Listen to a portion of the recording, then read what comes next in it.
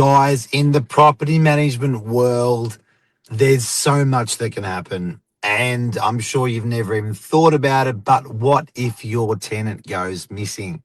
How long do you keep the property for them before you take occupation? What do you do with their furniture? Tenant's gone MIA. We're going to talk about it right now. Stay tuned.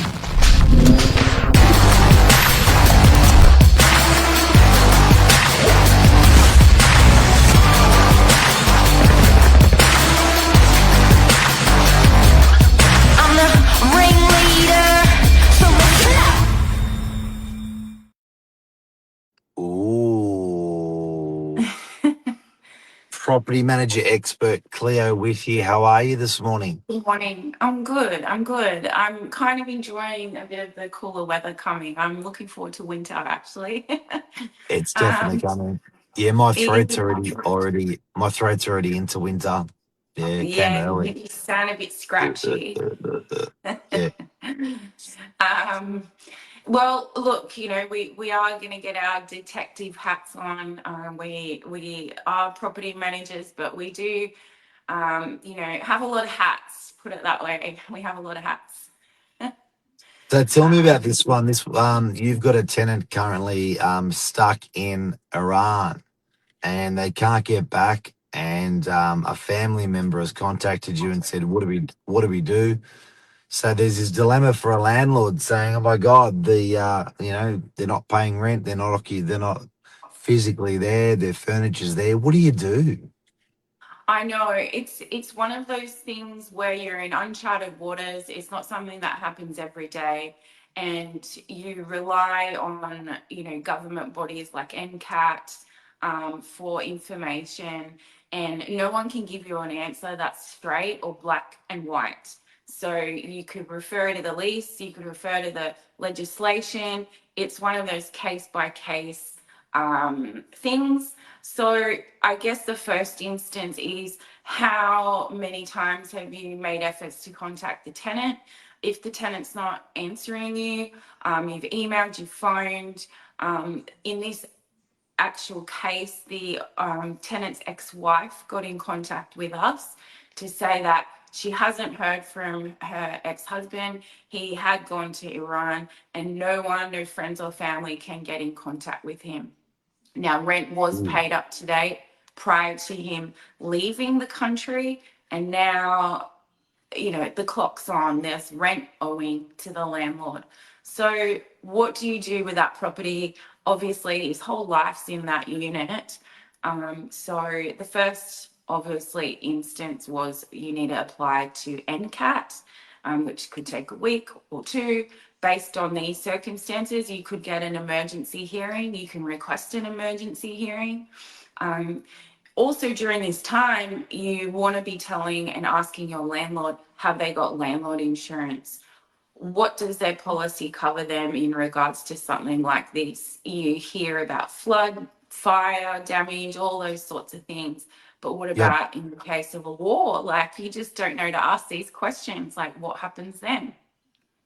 So, Yeah, I I guess think a lot of insurance policies when it comes to war are no, so it's not covered. Yeah.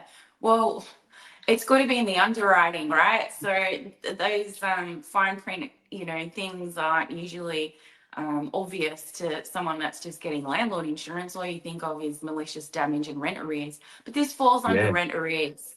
So you should be sort of covered when it comes to rent arrears because the tenant is in arrears. So I don't know. We'll let you know how this case goes because it is unfolding, and Yeah. we have a hearing coming up. Um, and then Case. I there's, like case. That is I've case always wanted to studies. be a lawyer. I just Yep. happened to be in real estate. I couldn't study. No, so basically, we have had tenants that have been incarcerated before in the past. What happens then? The rent stops from that time that the tenant is Because away. So, these guys often get jailed straight away. They don't get, go to. Often we have tenants no, that they don't go through a trial. They actually just get they get snipped. And not just that, they don't tell you, obviously. No tenant's going to broadcast they're going through some criminal case where they might go to jail. So we're Yeah. always the last to know. What's very important during this process is those initial application contacts. When you're approving a tenant, you want to have next of kin, you have your referees, you want to vet those people, because in an event of a crisis, or in an event the tenant goes missing in a war-torn country, you want people to be able to speak to and relay information, so that even when that person returns, they know that we've made all efforts to get in contact and try and help and sort out the situation. So with regards to abandoned goods, you need to get an abandoned goods order when the premises is abandoned. That is a word though, abandoned. Is it really abandoned? So if a tenant goes away for, they're in jail or this or that, they haven't abandoned the property as such. They just aren't able to be there. So I don't know that you can actually get an order where you can just dispose of items. So it So goes what do back you, to that. so when that happens, what do you normally do with the goods? Do they go into like a rental? Do you Look, rent some storage for them for a short period, or how do you do that? yeah, friends and family. My situations where the tenant's been incarcerated, I've been able to speak to mum and dad or other family members, and they help out God. in taking the items and going through them. Because you also do it, how are you going to pack everything up? We can't Do go you there and go pack do you go to everything up. jail and visit them, the tenant, to see if they're okay? No. I don't know that they'll be like, all right, who's the visitor? It's my property manager. Let her Yeah. in. Are you okay? I'm just here to see if you're okay. Can we do anything in Novate to help you? No, not gonna But we happen. do, we do everything to minimize rent. I've often helped in that process. I have had a few experiences in that regard, and I've helped the tenant family navigate the move, and we came to a negotiation on the rent owed. Stop the clock when they left. The landlords have been educated through the way, and they're happy to. It's not an everyday thing. So most people are reasonable in these situations. I have had one as well where they've come back and gone, what the hell? Like, and they've rung and they've said, like, and I said, well, we tried getting contact, this and this and this. We followed up on this.